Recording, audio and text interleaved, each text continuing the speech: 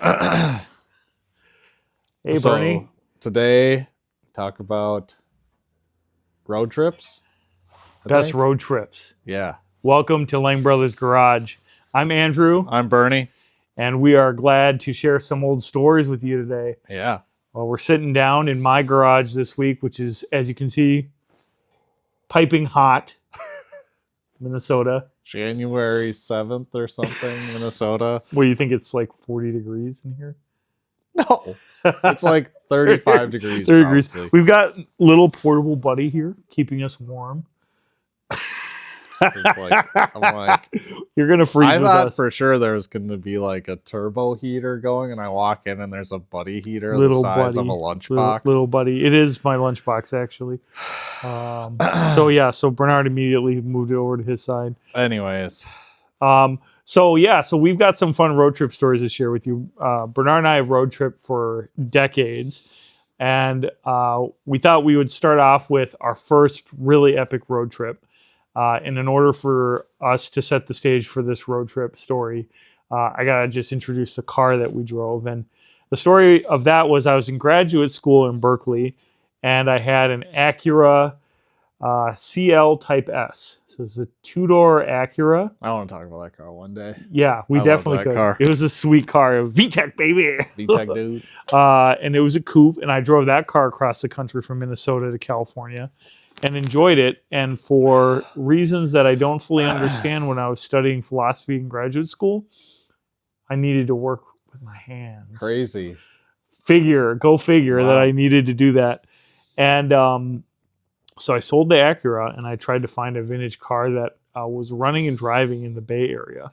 And little did I know that Bay Area cars rust. What year was this? Approximately? What year I got the car? Yeah.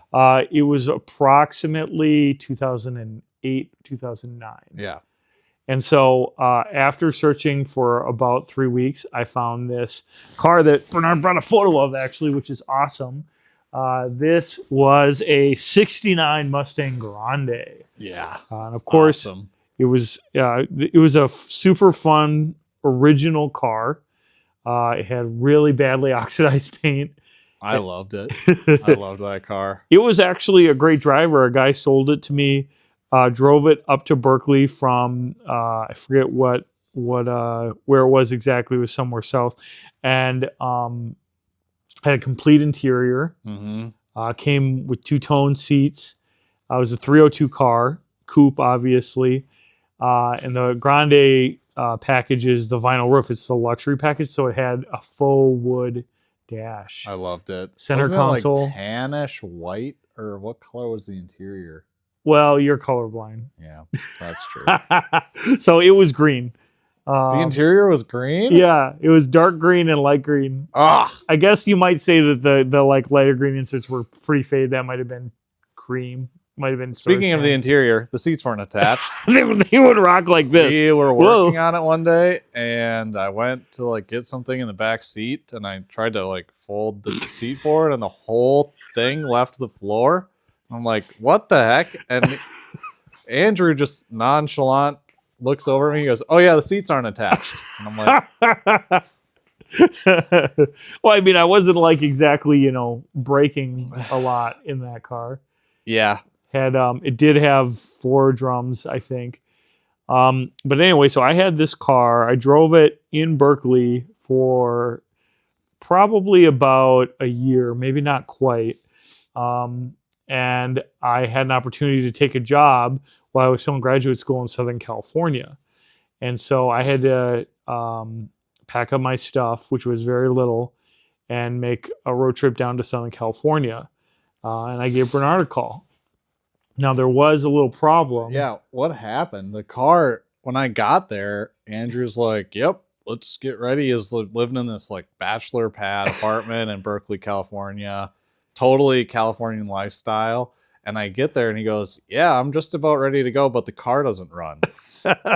And at this point, I was like 16, 17, or 18.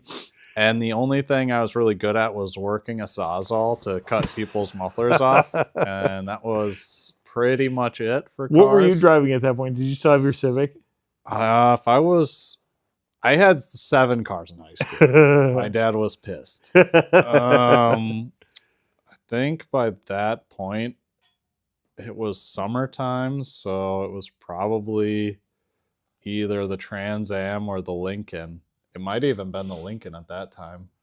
Had a Lincoln 92, Lincoln Mark 7, LSC Special Edition, and wrecked it. But that's a crazy story. Back to California. The car had not been running for about 2 weeks, only 2 weeks. And the reason was, of course, is it was the rainy season, and some moisture, I think, got into the ignition system because the car was parked outside in California. And so we just need to go through the ignition system, which seemed like, oh yeah, it's not going to be hard for Bernard to do, right? 2 weeks Andrew time is like 48 hours. Yeah. But it's 2 weeks to everybody else. So yeah, we started looking at a car and an engine and an ignition system we literally know nothing about. And it was a very exotic engine system as well. Yes. Very. The Ford Windsor engine, which, as you know, no one knows about those at all. No one's ever worked on those engines. And it had a points style. Was it a in the distributor? Yep. Mm-hmm. And honestly, we did go through everything very well. We did a full tune-up on it. We replaced the cap, rotor, all that stuff. And just the littlest stuff we couldn't figure out. It would crank over just fine. We knew we were getting everything. Like, technically, we were so close. Bernard kept going, gas, fuel, air. Gas, fuel, air. I remember going, it was like his little mantra, and we could not figure it out. It just wouldn't fire. Yeah. And so then, in a fit of desperation, this was before social media. And Craigslist was it. Yeah. There was no Facebook Marketplace. There was eBay was still coming up, and we found a mobile mechanic on Craigslist. He shows up in an 80s Chevy S10, and I'm like, oh great. We just hired a meth head to fix a classic car. Dude was very sketchy. Was he wearing a shirt? I don't remember. Most of a shirt. It was more of, it was kind of a shirt. So we weren't sure if we were going to get robbed. He had business cards. That was neat. Yeah, that's right. You know? So, and that's what he used to fix the car. Really? I don't remember that part. So what is that? The way that points work is they open and close as the distributor turns to create the spark. Uh-huh. And all you need is the thickness of a business card. To gap it. So he stuck a business card in there, set the points, and was like, you guys are good to go. That's ridiculous. It took him 15 minutes to fix the car, and we had been spending days. I think it had to be 2 days. Oh my gosh. 2 full days. Easily 2 full days. Tinkering with the car. And at this point, it was probably the first carbureted car I've ever been under the hood of for more than a half an hour.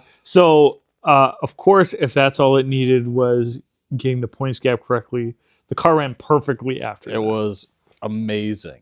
It was really amazing how, that's the truth to the old 302 Windsor engines is once they're running, they run really good. This car was bone stock too. So it was a 2-barrel carb, full factory, had factory everything, factory headers, and factory exhaust. And so it wasn't a particularly powerful engine, obviously, but it was perfect. Had torque for the hills in Northern California. We knew the names of all the parts, but really didn't know how they worked.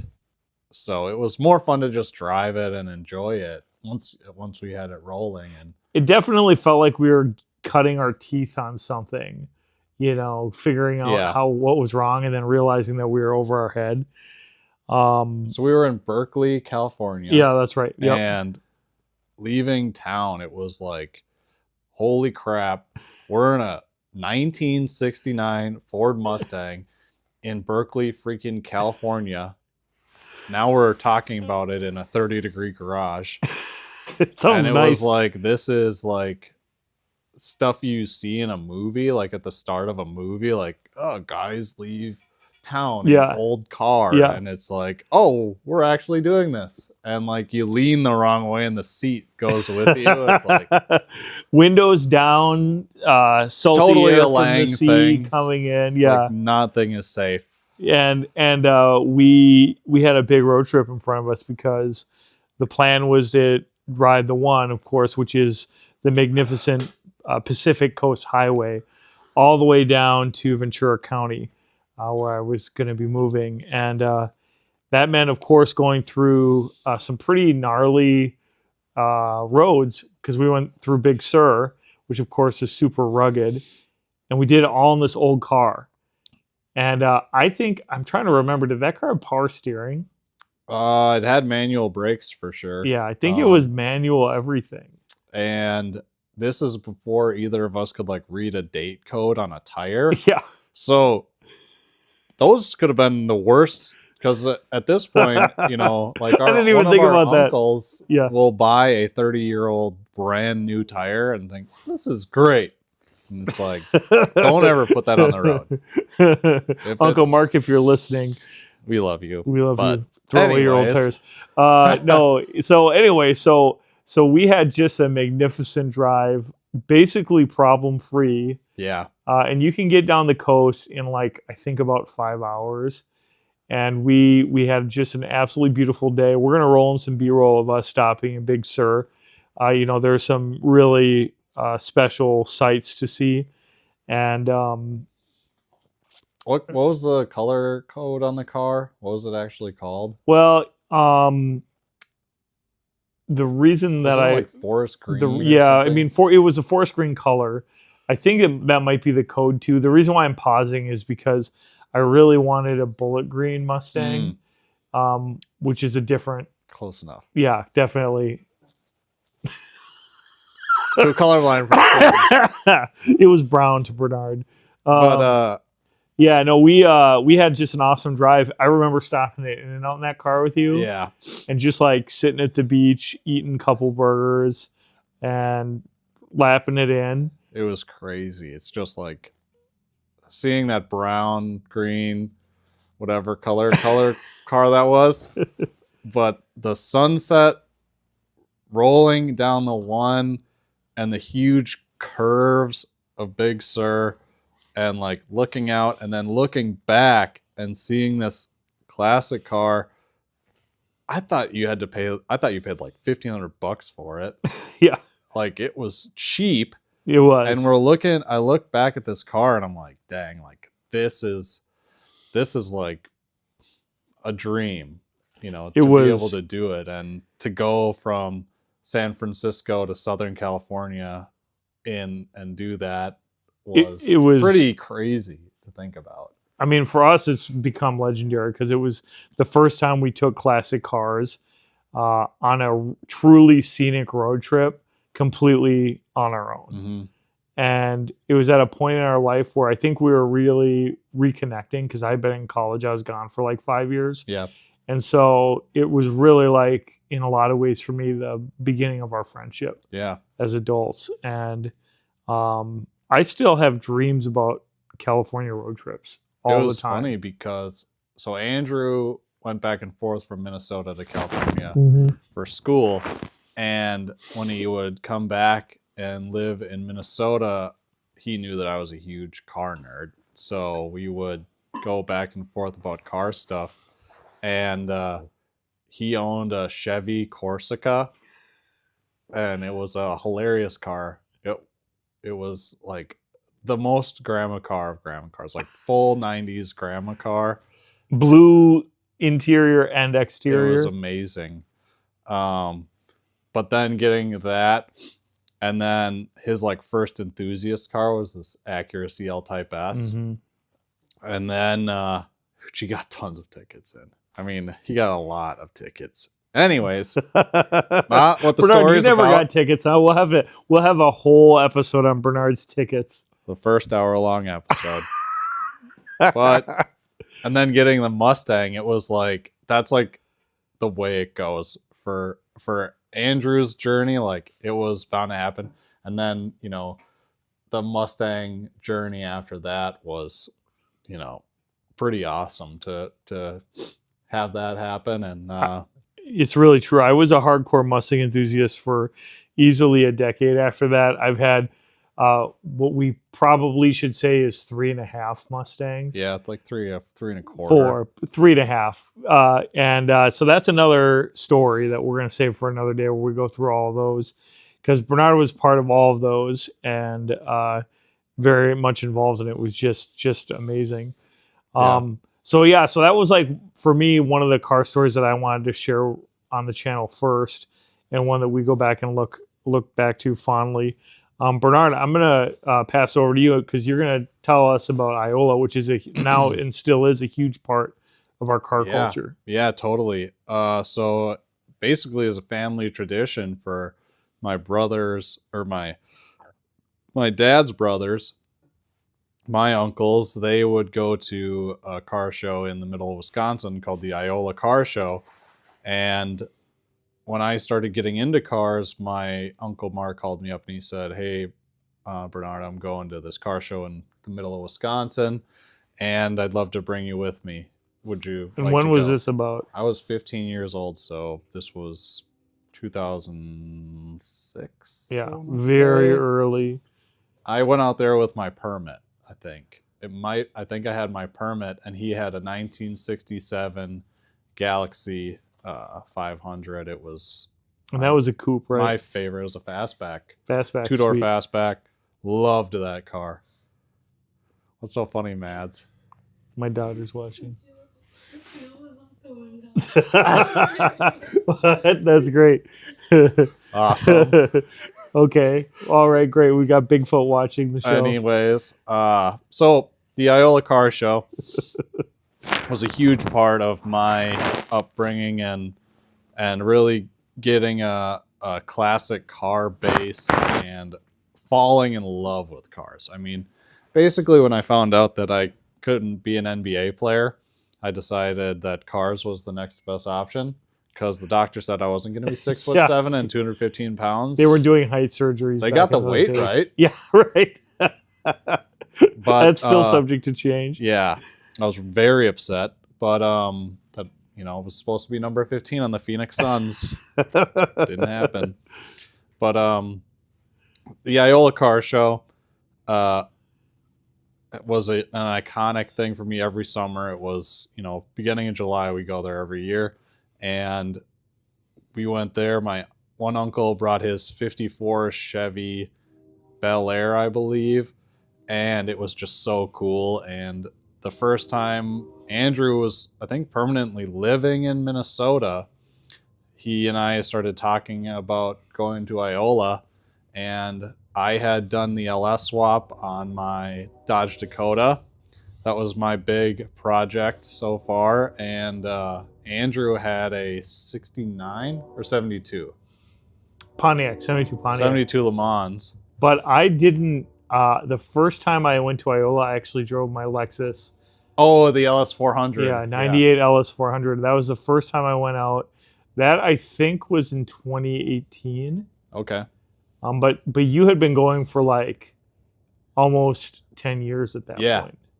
Yeah.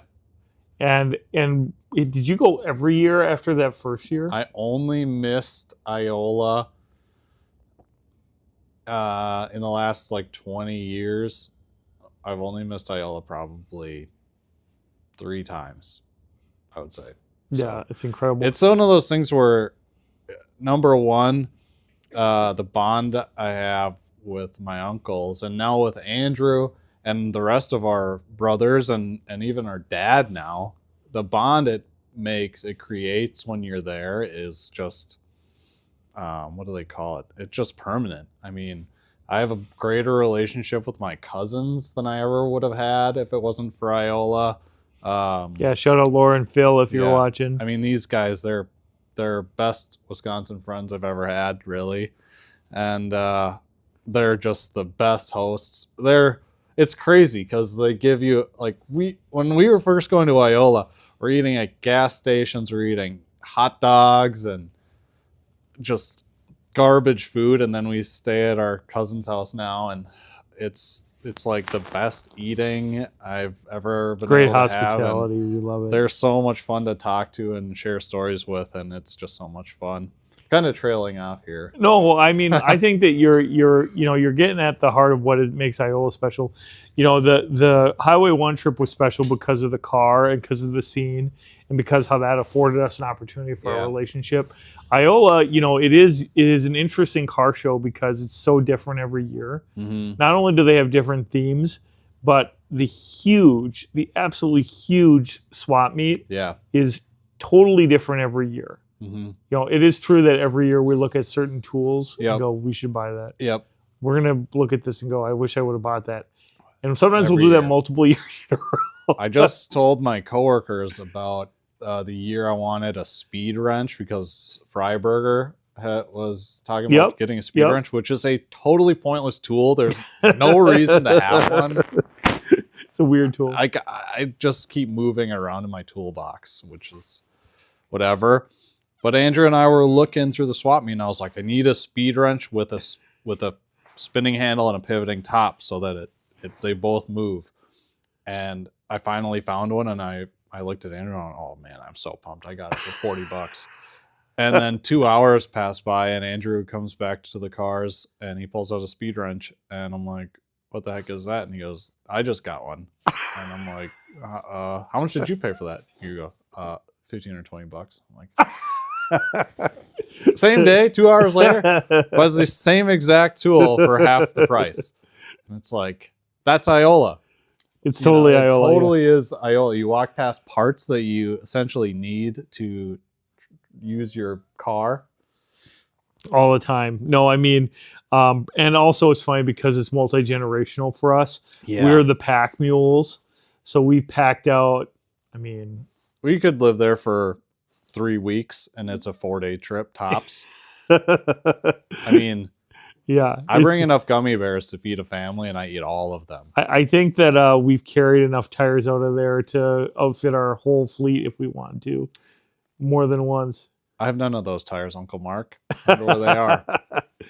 Now, Iola is one of those trips too that it is really great to go along for the ride. And on Bernard's first channel, Lang Speed and Cycle, he has some awesome montages of that trip. So I want to invite you to check out Lang Speed and Cycle if you haven't. And the other thing I want to ask you to do, if you made it this far and you're new here, please hit that subscribe button. We are a new channel. We're really grateful and appreciative that in the first week we had a video that got 15 subscribers and over 100 views. Yeah. I mean, It's pretty awesome. Unexpected. I'm grateful. Totally. And we are super stoked because we just love telling stories and look forward to sharing more stories with you. Yeah. So make sure to subscribe to the channel.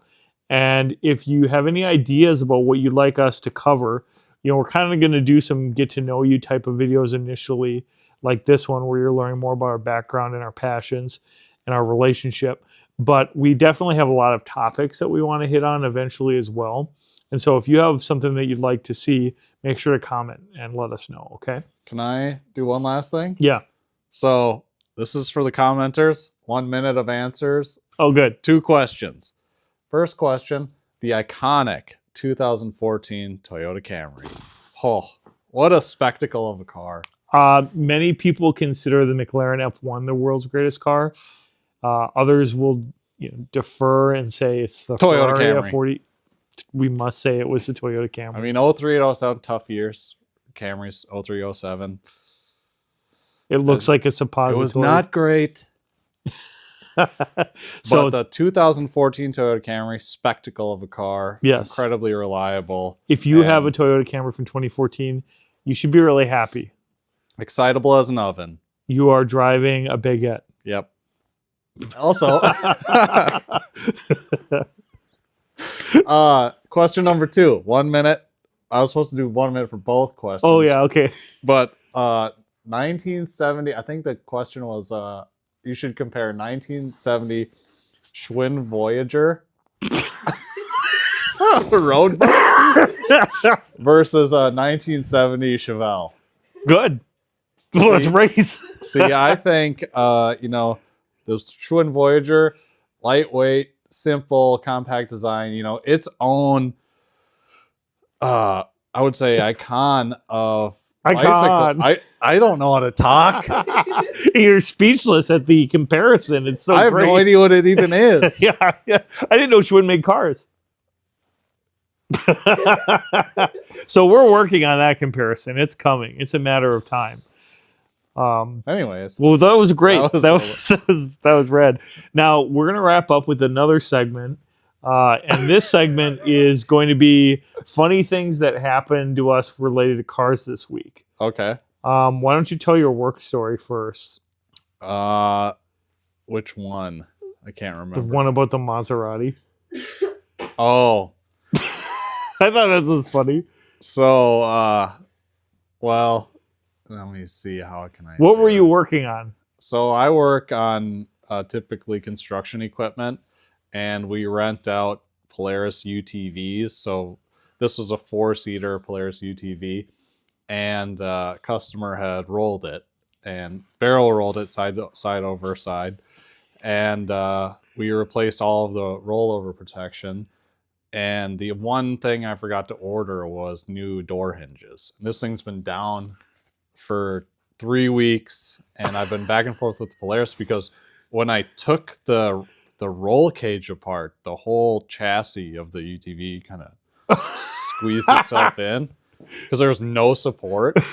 So I emailed Polaris and I was like, what's wrong with this thing? Is it like really totaled?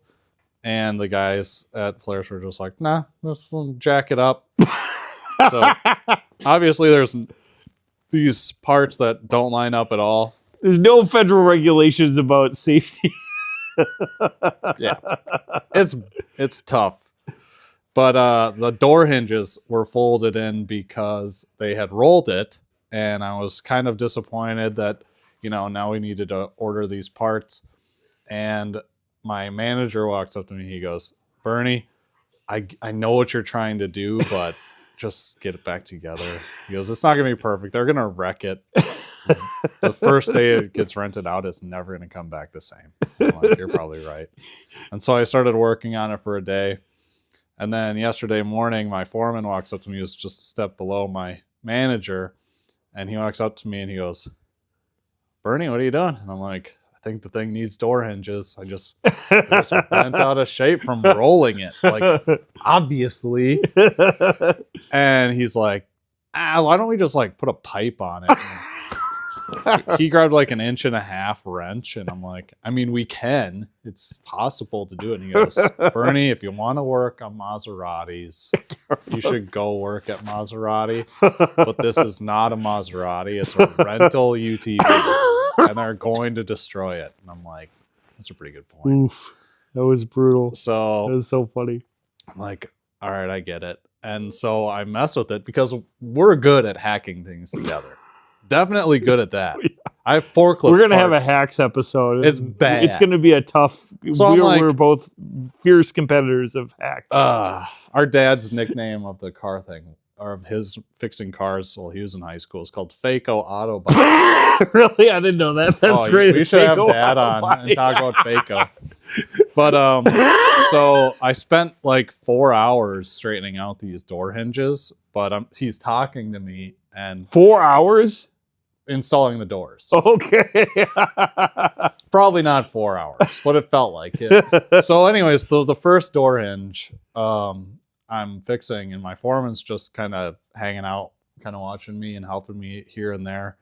And one thing that Uncle Mark and automotive experience has taught me is like there's little ways you can adjust door hinges. And Mark, our uncle, is a auto body, expert. And so I'm putting this door back in alignment because none of anything lines up on this thing. But I wanted the doors just to close nicely. That's a nice part about, our job is you can fix one thing the right way. And UTV will fold like a taco next time it's rolled. Yeah, probably. But will. the doors will hold up. So I tinker with it for just a little bit. I got a car jack underneath. I got pry bars prying at everything. And I take the door and I just slightly go, boom, and it just clicks shut. And he looks at me. He stops whatever he was talking about. And he just goes, Holy crap. I don't think I've ever seen a Polaris door ever close that smooth. Even a new one. I'm like, that's what I'm trying to do all day. It's like a Maserati now. So I love it. That's great. Well, my car story this week is a little simpler. My family transportation, I have a large family, is a Chevy Express van, and one of the headlights has been out. 15 passenger express van. Yeah, it's a large vehicle. Not a 9, no, not a 10. 12. We've had a 12. 15. Yeah, it's a 15. Big boy. Big boy, as big as they come. And the headlights been out on the passenger side, and my wife's just been driving around with the high beams. Andrew, in typical Andrew fashion, it's probably only been 3 months that headlights It's been like maybe a month. And so, first of all, I made the horrible mistake of going to an auto parts store and just telling them the year, make, and model of the car. And guess what they gave me for light bulbs? It's an 08. The square. They gave me the solid beam. They gave me solid beams. I'm like, this does not look right. And the guy's like, well, you'll have to take apart the light assembly, but you'll see it fits right in. And of course, I go out and look at the van as soon as I'm able to after I get those lights. It's a light bulb. So this van has the regular plastic lens. It doesn't have the halogen square headlights like a 70s Monte Carlo. No, it has regular light bulbs. So today I'm telling my wife that we're doing this video, and she goes, well, do you think that you would be able to find time to switch the light bulbs out? And I said, I think I have time to do that. And she goes, oh, and one other thing, the hood doesn't shut all the way. Do you think you could work on that? She goes, my hero. So, Alyssa, I don't think I'm going to get to that tonight. I need to go to bed. Fun thing about Minnesota is when it gets cold out, doors and latches just don't work properly. Like just stops working. The hood just goes. I just need to spray. Make sure that you don't fall asleep by leaving your hood open. Or live in Minnesota. Yeah. But, okay, well, that's episode 2 of Lang Brothers Garage. Thanks so much for tuning in. See ya.